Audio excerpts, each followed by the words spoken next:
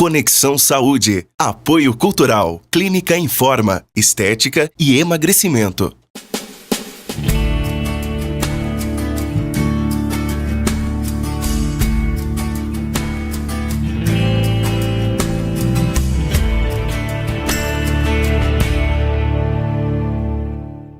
Bem-vindos ao Conexão Saúde, um programa dedicado a você, ao seu bem-estar e à sua saúde. Hoje receberemos, como sempre, dois profissionais altamente qualificados.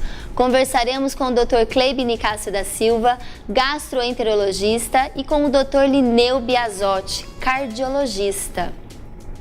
E o nosso primeiro bloco, a gente começa com o Dr. Cleibe. Dr. Cleibe, é uma honra tê-lo aqui conosco. Seja bem-vindo ao Conexão Saúde. Obrigado, Priscila.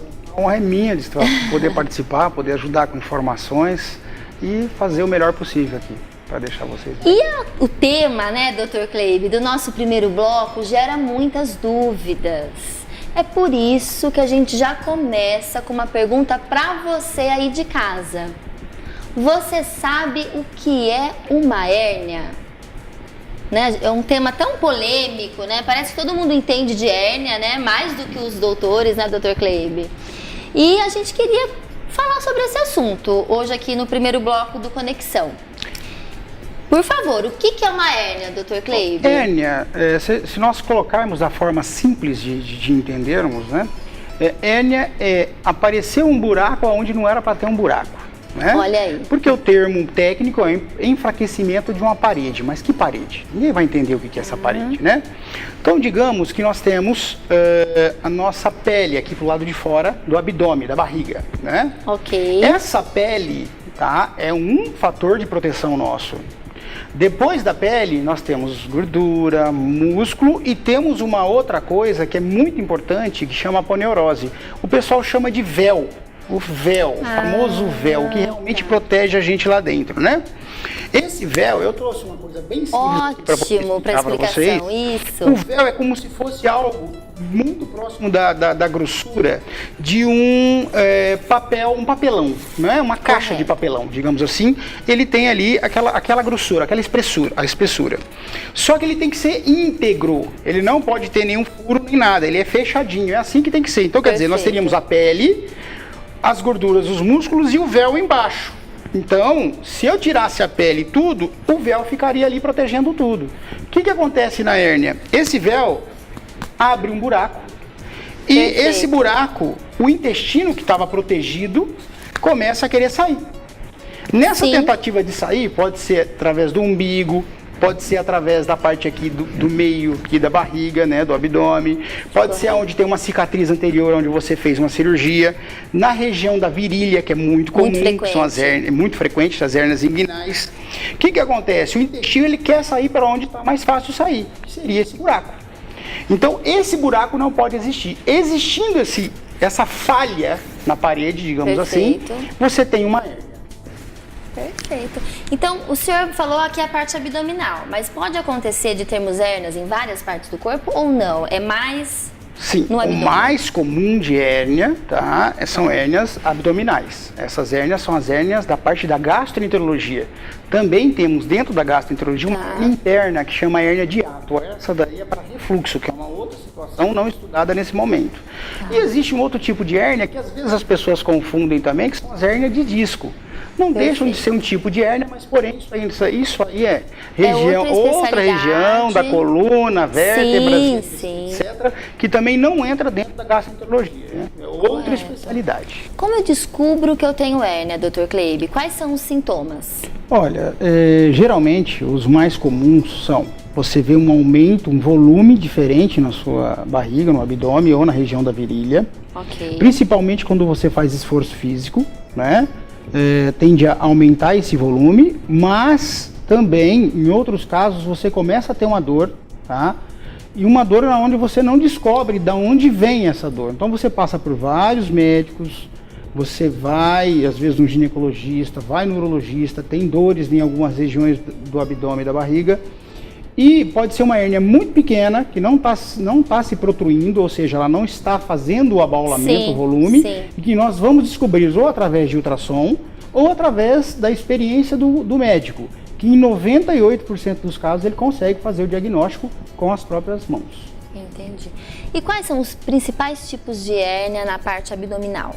Os principais tipos são a do umbigo, e a das virilhas. Essas duas são as mais frequentes. Porém, se nós traçarmos como se fosse uma linha, tá? Pegando aqui do meio do peito até a região do pubis, que chama linha média da barriga, do abdômen, essa linha inteira ela pode ter hérnia, né? Mais frequente na parte de cima.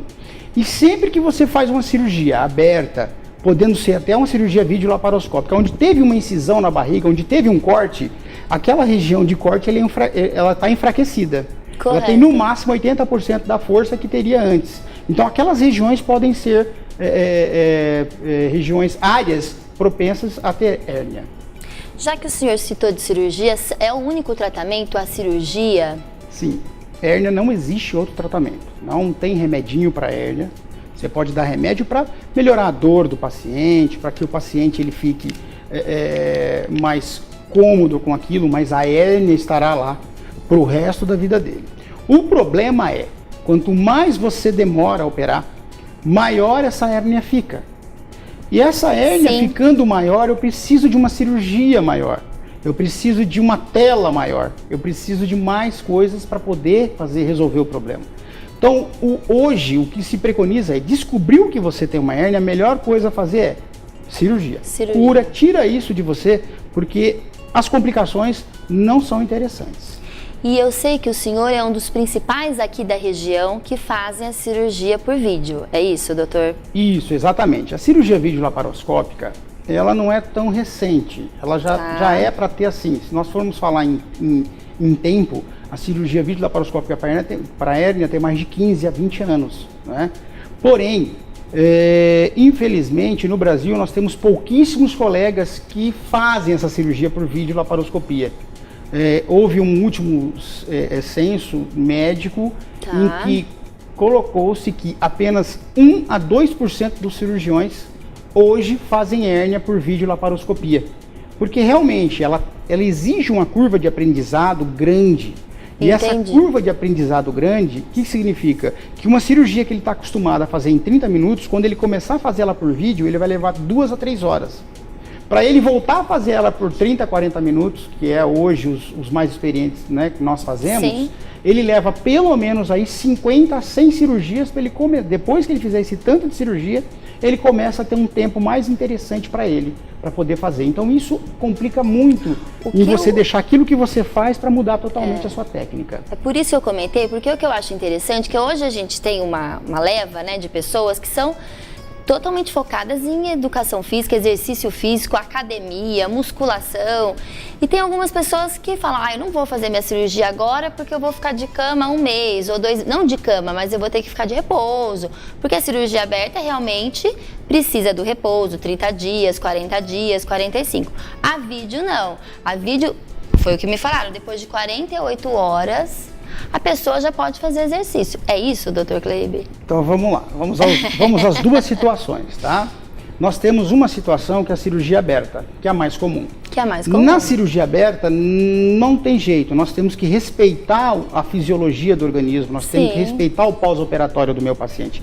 É um corte maior, é uma cirurgia maior, entendeu? Nessa cirurgia aberta você leva pelo menos... para você estar andando normalmente, sem medo, já fazendo caminhadas, de 10 a 15 dias, mais ou menos. Tá.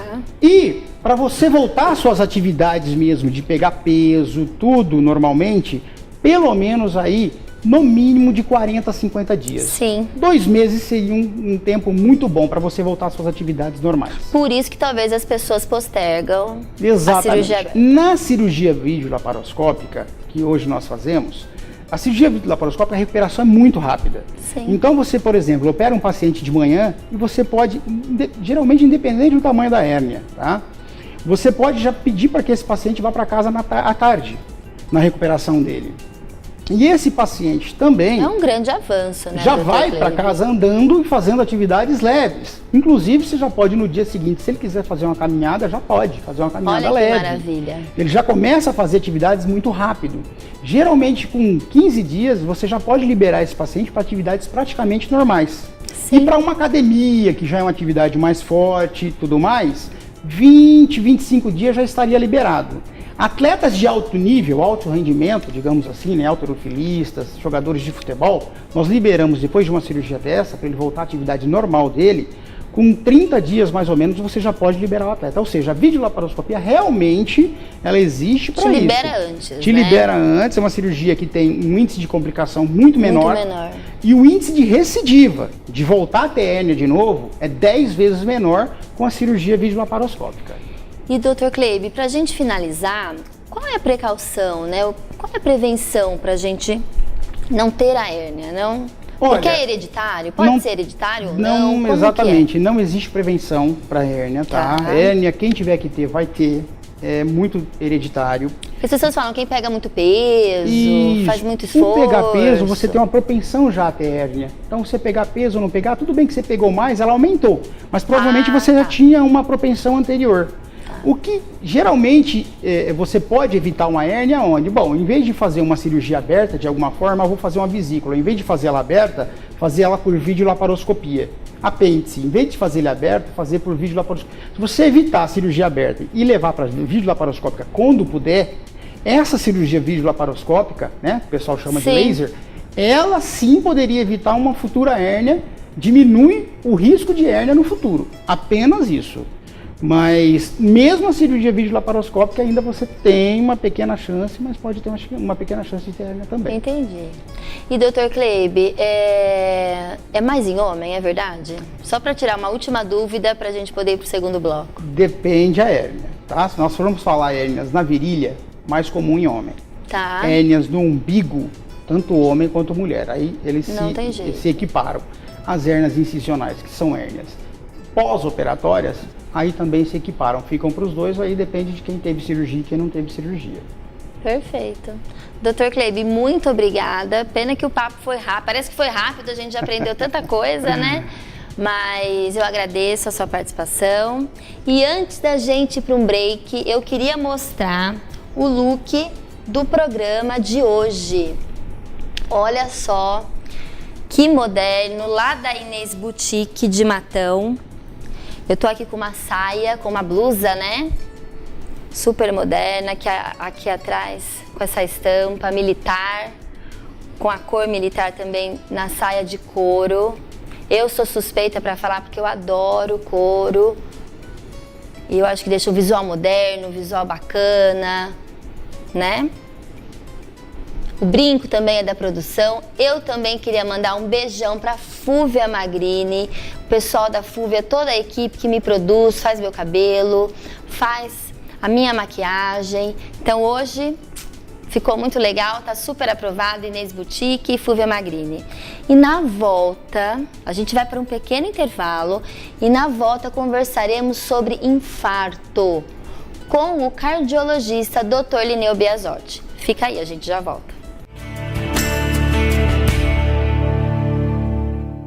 Conheça a Informa, centro especializado comprometido com o bem-estar e a qualidade de vida. Planos de emagrecimento saudável com acompanhamento psicológico, nutricional e estético. Além de tratamentos estéticos para gordura localizada, flacidez, celulite, rejuvenescimento e limpeza de pele. Estrutura completa com salas amplas, equipamentos de alta qualidade e equipe qualificada. Informa, referência em emagrecimento e estética em Araraquara. Na hora de abastecer seu veículo, vá direto ao Posto Benassi, vanguarda da tecnologia e do atendimento. Combustível 100% Ipiranga. Atendimento 24 horas com os melhores combustíveis e gás natural veicular. Além de serviços de troca de óleo Jet Oil. Loja de conveniência completa e ponto de vendas Connect Car. Saiba mais. Participe do Quilômetro de Vantagens, o maior programa de pontos do Brasil. O Posto Benassi espera por você. Tradição Ipiranga há quase 20 anos.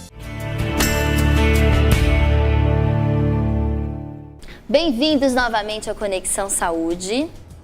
E Com certeza você já deve ter ouvido falar em infarto ou ataque cardíaco, não é? E você sabia que esta doença é uma das que mais mata pessoas no Brasil e no mundo?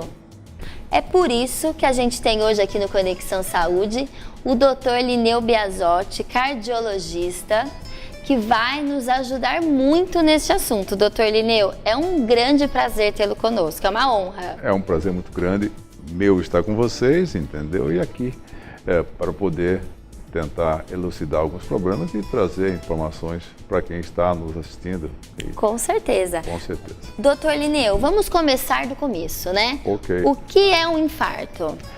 O infarto é uma interrupção brusca do sangue nas artérias coronárias. O coração tem as artérias. Nós temos praticamente duas artérias, coronária direita e coronária esquerda.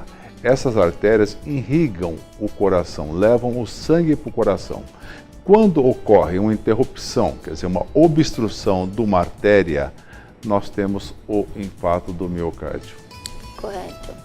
É exatamente É a obstrução isso. de uma artéria, porque essa Obstrução. artéria leva o sangue para o corpo inteiro. Exato. E Mas essas artérias coronárias são específicas do coração. Elas levam o sangue exatamente para o músculo do coração. Porque você sabe que nós temos artéria no corpo todo e as artérias é que levam o sangue, entendeu? Arterial. Entendi. E a importância do sangue arterial é fundamental para que se ocorram os metabolismos todos nas células. Quando há um interrompimento de uma artéria, seja em qualquer parte do corpo, e nós estamos falando de infarto, nós estamos falando de coração, você vai ter lesões graves, entendeu? No músculo do coração, e isso a gente chama, quando é no coração, infarto do miocárdio. perfeito. E o que seria essa obstrução? Por que acontece a obstrução das artérias? Normalmente, as artérias têm um trânsito livre para o sangue passa pelas artérias Sim. sem nenhuma obstrução. Com o passar dos anos, entendeu? Em pacientes que têm fator de risco para ter infarto, e isso é um fator que eu quero chamar muita atenção aqui, mais para frente, os fatores de risco. Por que algumas pessoas infartam e outras não infartam, entendeu?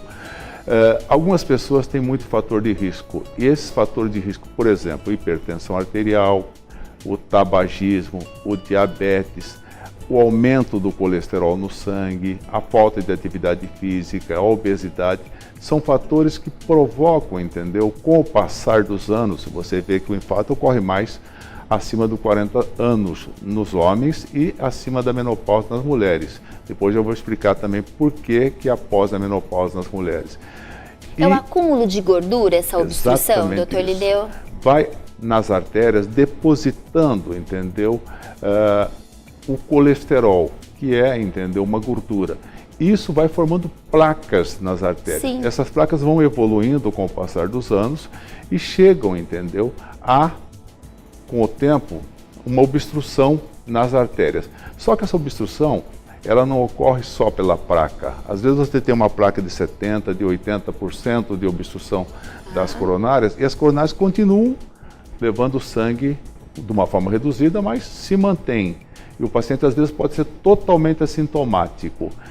Isso é importante falar, né? Às vezes não sente sintoma nenhum. Exato. O indivíduo tem uma vida normal, mas tem placas importantes, obstruções importantes, e ele leva uma vida normal, assintomático, sem nenhuma queixa. Só que essas placas, elas podem ser instáveis. O que significa isso? São placas, entendeu? Que a sua superfície, a qualquer momento, pode se romper. Olha lá. E quando se rompe, entendeu? Forma um coágulo nesse local. E esse coágulo é que vai obstruir 100%. E levar à falta de perfusão, o nome que a gente chama cientificamente, para aquele músculo. O músculo não vai receber sangue porque houve uma obstrução total da artéria. E aí nós vamos ter aquele quadro, entendeu, de dor no peito, forte, sudorese fria, palidez. Que são os sintomas de um infarto, Exatamente né? isso, Que são sintomas de um infarto. A dor forte no peito, Exatamente que isso. chama angina. Angina. Isso pode acontecer de uma forma aguda ou de uma forma crônica. Quando é forma crônica, esse paciente ele começa a sentir uma dor quando ele caminha, quando ele sobe uma escada, quando ele anda um pouco mais rápido, quando pratica um esporte, ele tem uma dor no meio do peito, uma dor em aperto ou uma dor em queimação, às vezes irradiando para o braço esquerdo. Então, essa é uma angina de esforço, é uma dor que está relacionada com a isquemia do coração, a falta de sangue no coração, mas está relacionada ao esforço. Isso Correto. pode evoluir por muito tempo, você entendeu? E o paciente às vezes não procura o médico porque ele acha que isso é uma dor anormal, tranquilo.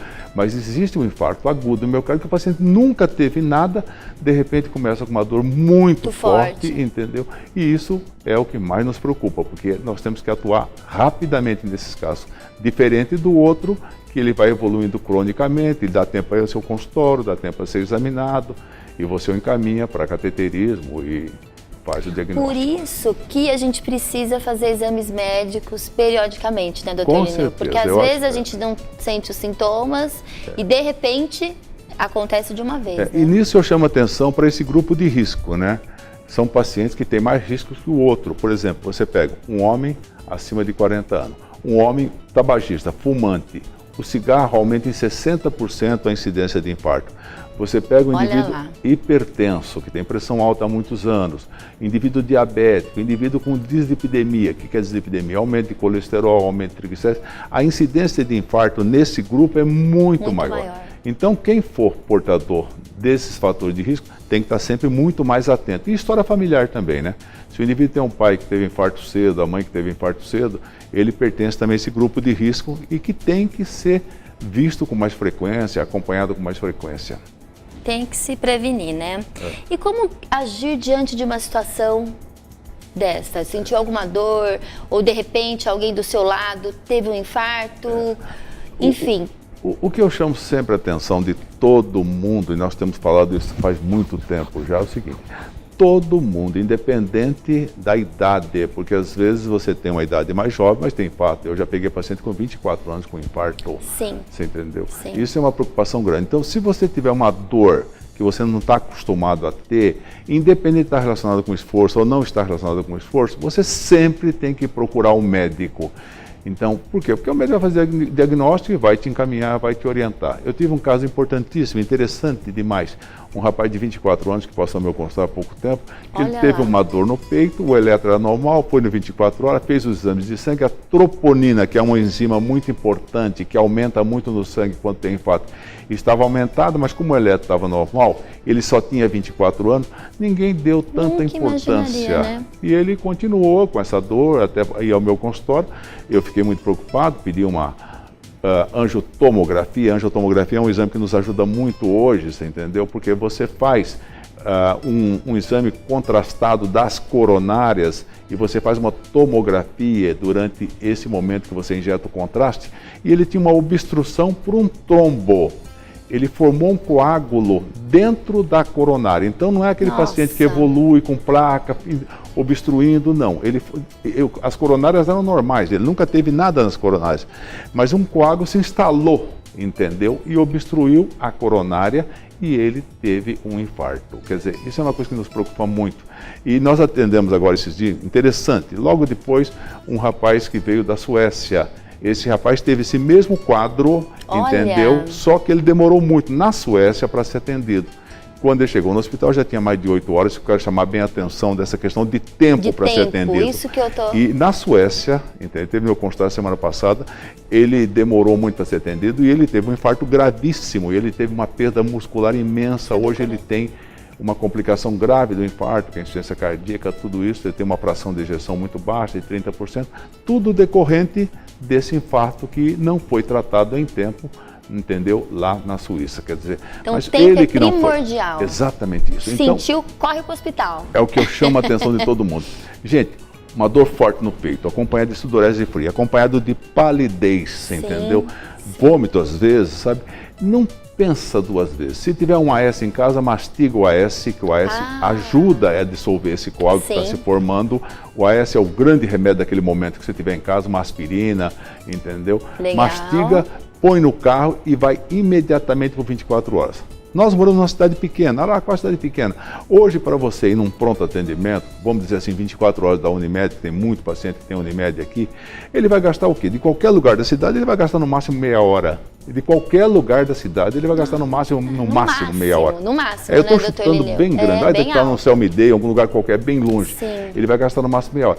E aí nós temos que fazer o tratamento nesses pacientes, no máximo até 4 horas do início da dor. Se você fizer o tratamento nesse paciente no máximo até 4 horas do momento da dor, você consegue, entendeu? Evitar que ele tenha um infarto. A gente chama de abortar o infarto. É impedir que o infarto aconteça. Claro. Entendeu? Isso se faz cateterismo e através do cateterismo você aborta o infarto. Mas tem que ser até 4 horas. Porque se passou de 4 horas, você vai perder massa muscular e aí as coisas se complicam bastante. E doutor, cateterismo é um dos tratamentos. Como que a gente pode falar de tratamento para quem tem... Eu penso o seguinte, hoje qualquer paciente que tem dor no peito e que você identifica que ele está infartando, se você puder fazer esse cateterismo nas primeiras horas, você vai recuperar esse coração. Você vai evitar que ele infarta. Então hoje a gente trata infarto agudo com cateterismo, porque você faz o cateterismo, identifica a obstrução, faz a angioplastia, quer dizer, dilata aquela artéria, desobstrui aquela artéria, coloca um stent ali para a artéria não se fechar, o paciente vai para a UTI, dias depois vai para casa. Quando eu me formei em medicina, não existia nada disso, não existia cateterismo. Os pacientes que tinham infarto, o infarto prosseguia. Acontecia. Tudo. E ele ficava, às vezes, 4 semanas internado no hospital. Hoje, os pacientes com angioplastia ficam 3, 4 dias no hospital e vão para casa. É muito tranquilo, né? Exatamente. Tranquilo entre aspas, porque qualquer... Mas tem 2 fatores que eu considero muito importantes. Primeiro, você prevenir o infarto. Agora, quando você teve infarto, você tem que tratar extremamente rápido o infarto. Eu fico muito triste quando chega um paciente no meu consultório que perdeu o músculo, infartou, o infarto deu prosseguimento, não foi feito cateterismo, não foi feita angioplastia, chega no teu consultório já com perda muscular. São pacientes que você vai conviver com eles com falta de ar, com cansaço, a vida inteira. Quando você podia prevenir e evitar que aconteça. E a prevenção é exercício físico, boa alimentação, o que seria, doutor, para a gente finalizar? Tratar os fatores de risco, né? Quais são os fatores de risco? Hipertensão, vamos tratar a pressão a vida inteira. Hipertensão é doença crônica, tem que tomar remédio até morrer. Colesterol elevado, vamos tratar o colesterol a vida inteira, entendeu? São doenças crônicas. É diabético, tem que controlar a diabetes a vida inteira. Isso, doenças crônicas, tem que ser tratado a vida inteira. É tabagista, tem que parar de fumar sempre. Nunca mais na sua vida. Não tem como discutir. Tem que fazer atividade física, tem que emagrecer, tem que levar uma vida mais tranquila, mais calma, sem muito estresse. Quer dizer, tem que tratar os fatores de risco para você prevenir. Se tem história familiar, tem que se preocupar mais ainda, você entendeu? E se por acaso chegar a ter uma dor no peito, não pode pensar. Tem que procurar o 24 horas imediatamente. Por isso que eu sempre defendo esses 24 horas dentro do hospital. Porque se você está um atendimento dentro do hospital, você já faz o diagnóstico, já vai para o cateterismo, já faz a angioplastia. Sabe? Perfeito. Então, isso é nos países mais adiantados, você tem esses pronto atendimentos sempre dentro do hospital. Porque esses pacientes vão ser atendidos dentro do hospital, vão ser socorridos, vão fazer o cateterismo, vão fazer a angioplastia dentro do hospital e vão ser tratados. Ótimo, doutor Lineu. Eu acredito que agora a gente está bem instruído para poder seguir e eu acho que a gente realmente tem que se preparar, prevenir e se algo acontecer, agilidade é o melhor remédio. E ninguém está livre de ter um infarto. E ninguém está livre, isso mesmo. Doutor Lineu, muito obrigada por aceitar o nosso convite, por estar aqui conosco. E antes de finalizarmos, eu queria dar uma dica para vocês sobre a cafeteria Pé de Bolo aqui de Araraquara. Olha que bolo delicioso, agora a gente vai servir para o Dr. Lineu e para o Dr. Kleibe no final do programa. É um bolo de cenoura com cobertura de chocolate. E uma dica para vocês da região, eles não estão só em Matão. Em várias cidades e estabelecimentos vendem esses bolos naturais deliciosos, em Matão também, e eu convido vocês a experimentar a Pé de Bolo, que são bolos maravilhosos. E toda quarta-feira, às 14h, e todo sábado, às 6h30, eu te encontro aqui, na TV Cultura Paulista, porque é hora de estar em conexão com a sua saúde. Até mais!